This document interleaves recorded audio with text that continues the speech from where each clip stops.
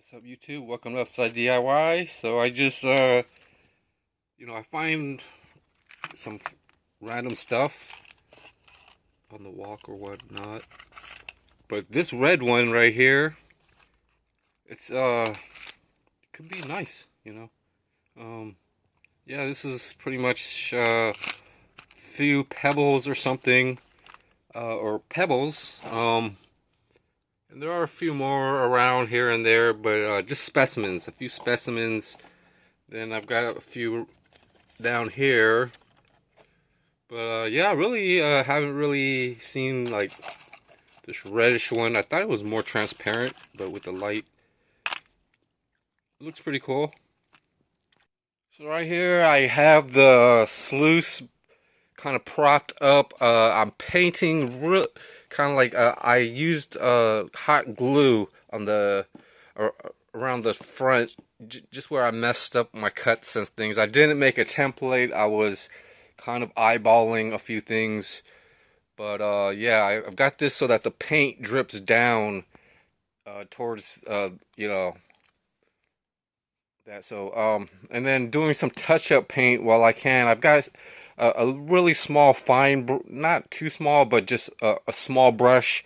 And then I'm trying to use pieces of paper to straighten out the line. But I think I'm going to have to finish up, just trying to use the paper. And then as a very last touch-up paint, I'm going to use the green or something like that, just to touch up that very line.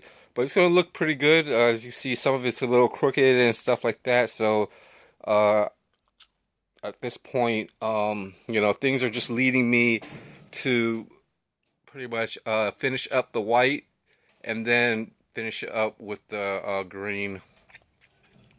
Then with the sluice box, I've got this kind of like a cookie tray that I found. And this kind of fits inside of the sluice box. So this is going to be the initial rinse off and, rubbing rocks and stuff, to get off the mud and layers of stuff. But, and then I could kind of wash this back and forth and get out any mud. And then like down here will be some material that I could look at and stuff like that. And then this is going to be inside of that, and then the sluice is going to actually trap even more stuff and only get fine stuff out or something like that. And maybe I could reverse drop all the stuff out into this pan again, and we'll just have to wait and see. But there's just so much space and stuff, and things are turning out kind of hard to pretty much, deal with, everything. So I'm just narrowing it down to just in case stuff for camping. And then even before the cookie tray, and I'm doing a lot of gardening stuff this summer. I have 3 new cactuses that were drying out in the sun, and then now I kind of adopted them. So I'm going to show you guys that eventually. Yeah, working on the sluice handles. I started to knot the string. The only thing this kind of needs is to loop, or is to knot, and then loop some strings and then end up with a knot at this end.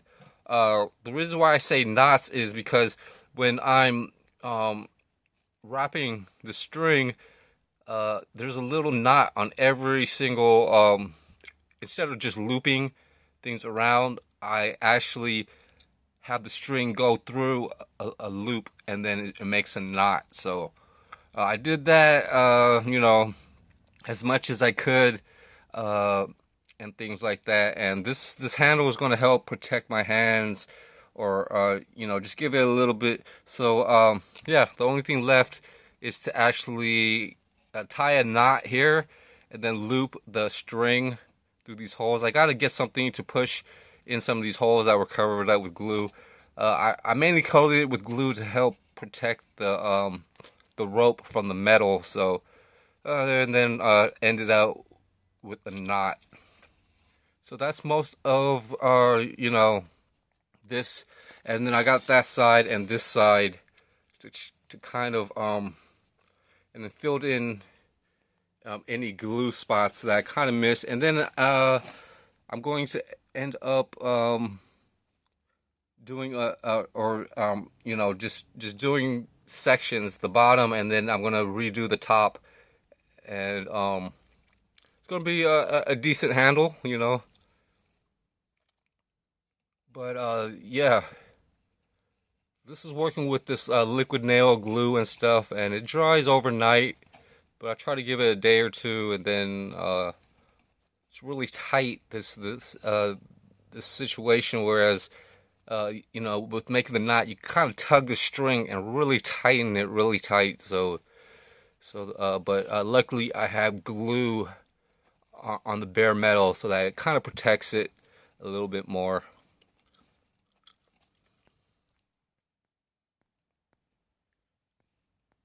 So working on a few things, my camera and my electronic situation. There's just so many things going on with it. Okay, I got to pause the video, but I'm also working on an electronic suitcase and trying to get this area organized, and underneath that is pretty much another suitcase with bicycle parts. There's a painting tray in there that I need to move out, but that's going to mostly have bicycles. I'm going to concentrate on my electronic stuff and bicycles, and then below that is painting. So that's this is kind of like the work area. I still need to do a little bit more work on organizing stuff, but kind of like over here it used to be over cluttered. I'm putting a lot of boards that I use as you know, flat surfaces. You know, I could lay the board and work on a few small things and things like that. And even with this sifter, I also have like a piece of cardboard underneath to help protect everything. So I use a lot of random stuff to just make a little surface area to work on a few things. But on the other side of, and you know, I move these work tables and things for now just to clear up more space, because I'm cleaning my tools, and then I'm actually like repairing a lot of these or this suitcase on top, whereas I drilled a few holes, and you know, sometimes when you're you know, you should use a needle and fishing line, but sometimes you go up and then across, and then the rope's going to be underneath, and then up across. It's going to make a single stitch. So what I did was I kind of like went a certain distance, maybe 4 or 5, and then I looped it back, I tied it, looped it back, and then made a double cross stitch. And on this side, as you can see, there's duct tape right here. I had to work on on one end, because the whole crack goes all the way to 3 sides. So I basically had to start working on this to get it more supported, and then I'm going to finish up and work backwards until the center and things. And then I coated the fishing line with epoxy bi-minute epoxy glue, and it even got into the hole. So I got that side, and then I do the same thing with this side. And then on the inside of the suitcase, I coated it with liquid nail.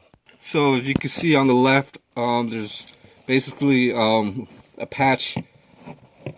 You know, I basically patched it up with liquid nail glue, and you kind of see more of where the crack is going. It's really big. It was gonna, and I took off the casters and the wheel, so the job could be a lot more cleaner. So probably tomorrow I could. So basically, I did this side, and then the other side. This side doesn't have many more cracks or anything, and but there was a crack there, and this side is pretty much completed. So I could actually, you know, clean it back up, and then, you know, fix everything. Put back on the cover that I have washed the parts But back to like in this work area, what is happening is um, I'm making some storage space. Right here is just only like pizza boxes and cardboard.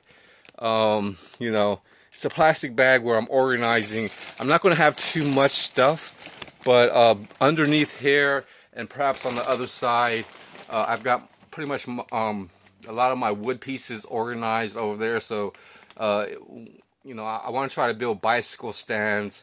There's electronics, a few old electronics, but all my wires and stuff are in, and adapters are in another area. But for here, there's also like coffee cans. You can't see it because it's underneath this bag, but there are two bags of, or there's only one bag, but I need to, you know, consolidate them.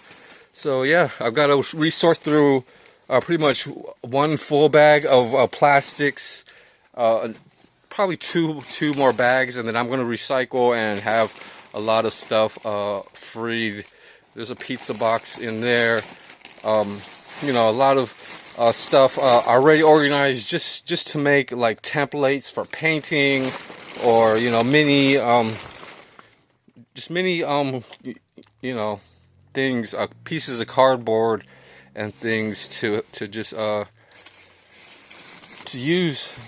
And then I kind of recycle a lot of the plastic bags, because sometimes there could be a Ziploc bag that I use to help oil my so I'm getting all these Ziploc bags and I'm putting my tools in there and oiling them up. So this is a really good Ziploc bag.